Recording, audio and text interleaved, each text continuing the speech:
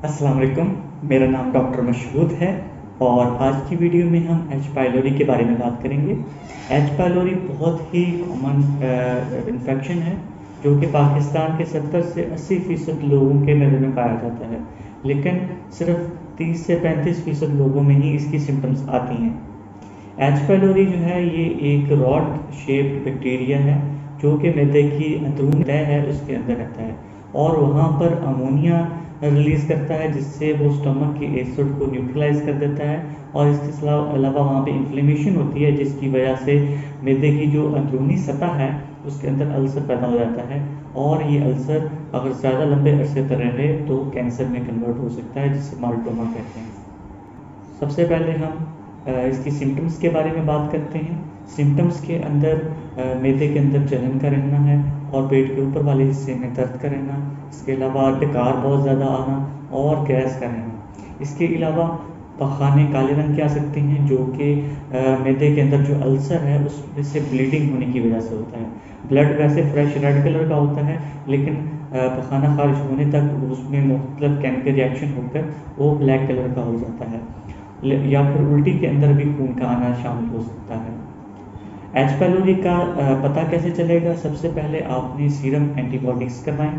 Serum antibody के अंदर हमें ये पता चल सकता है कि आपको पहले कभी भी एच पाइलोरी इन्फेक्शन रह चुका है या नहीं, क्योंकि सीरम का जो टेस्ट है खून का टेस्ट किया जाता है एच पाइलोरी का, ये सिर्फ हमें ये बताता है कि एच पाइलोरी के खिलाफ क़ुव्वत मुदाफ़अत आपके अंदर पैदा हो रही है, यानी कि एंटीबॉडीज़ आपके अंदर बन रही हैं।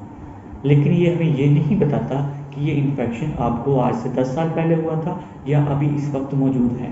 ये चेक करने के लिए कि इस वक्त इन्फेक्शन है या नहीं है, उसके लिए हम करते हैं urea breath test. Urea breath test में हम मरीज़ के सांस के अंदर अमोनिया को डिटेक्ट करके हम पता कर सकते हैं कि ये बैक्टीरिया मैदे के अंदर मौजूद है कि नहीं, क्योंकि इस बैक्टीरिया में यूरियस नाम का एंजाइम होता है जो कि यूरिया को अमोनिया और कार्बन डाइऑक्साइड में तब्दील कर देता है।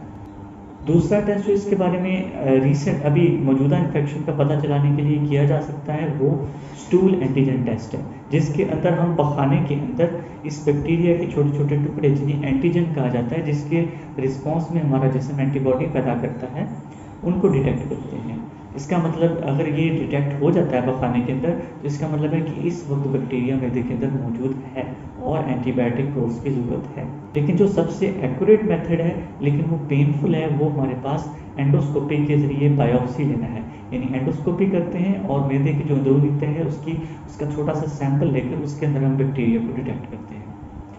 जितने भी अपर जीआई ब्लीड के केसेस होते हैं जिनमें भी मैदे के खुराक की नाली के या फिर अंतड़ियों के स्टार्ट के जितनी भी ब्लीडिंग होती है उनमें एंडोस्कोपी मस्ट होती है, उनमें एंडोस्कोपी करवानी ही होती है ताकि पता चल सके कि ब्लीडिंग कहाँ से हो रही है, उसकी वजह क्या है, और ज़रूरत पड़ने पे ब्लीडिंग को एंडोस्कोपी से रोका भी जा सकता है और उसका कोई सैंपल लेने की ज़रूरत है तो वो सैंपल भी एंडोस्कोपी के ज़रिए लिया जा सकता है।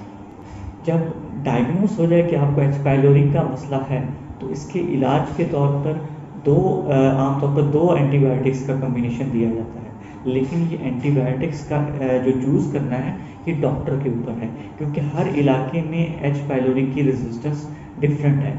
बहुत से इलाके हैं जहाँ पे क्लेरिथ्रोमाइसिन की रेजिस्टेंस बहुत ज़्यादा है और पाकिस्तान में भी क्लेरिथ्रोमाइसिन की रेजिस्टेंस बढ़ रही है।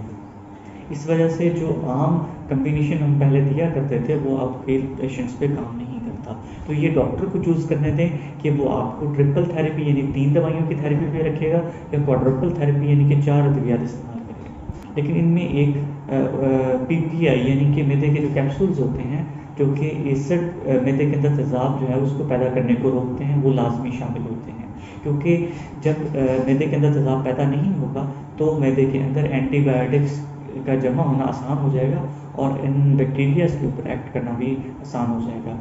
तो एंटीबायोटिक्स का इफ़ेक्ट जो है वो पीपीआई के साथ बहुत गुना बढ़ जाता है। डाइट के अंदर अगर आपको अल्सर इस वक्त मौजूद है तो कोई भी एसिडिटी वाली चीज़ इस्तेमाल ना करें, लेकिन दही आप इस्तेमाल कर सकते हैं क्योंकि वो प्रोबायोटिक है, उसके अंदर जो गुड बैक्टीरिया है लैक्टोबैसिलस वो एच पाइलोरी को रिप्लेस कर सकते हैं।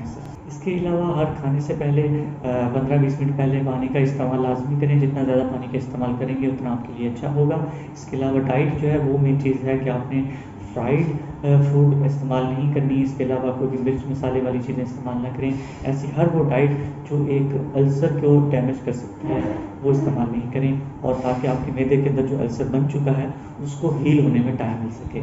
और अल्सैनिक सिरप सेक्रॉल्फेट जो है वो भी आपके मैदे के अल्सर्स को जो हील करने में मदद करेगा।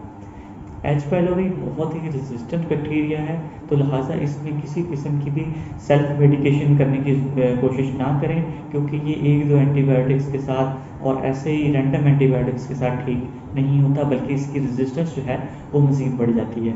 तो इसका इलाज प्रॉपर डॉक्टर से गाइड लेकर करें, और प्रॉपर एंटीबायोटिक्स जो इसके लिए बनी हैं वो उनका इस्तेमाल करें। बहुत से पेशेंट्स होते हैं जिनके सीरम के अंदर एच पाइलोरी डिटेक्ट होता है एंटीबॉडी, और वो उसको ट्रीटमेंट उसका बार बार लेते रहते हैं, और फिर दोबारा सीरम टेस्ट ही करवाते हैं, खून का ही टेस्ट करवाते रहते हैं, और वो पॉजिटिव ही आता है। याद रखें कि सीरम के अंदर आपकी एंटीबॉडी मोस्टली पॉजिटिव ही आएगी काफ़ी अर्से के लिए, लेकिन इसका मतलब ये नहीं होगा कि आपको इन्फेक्शन इस वक्त मौजूद है या नहीं है।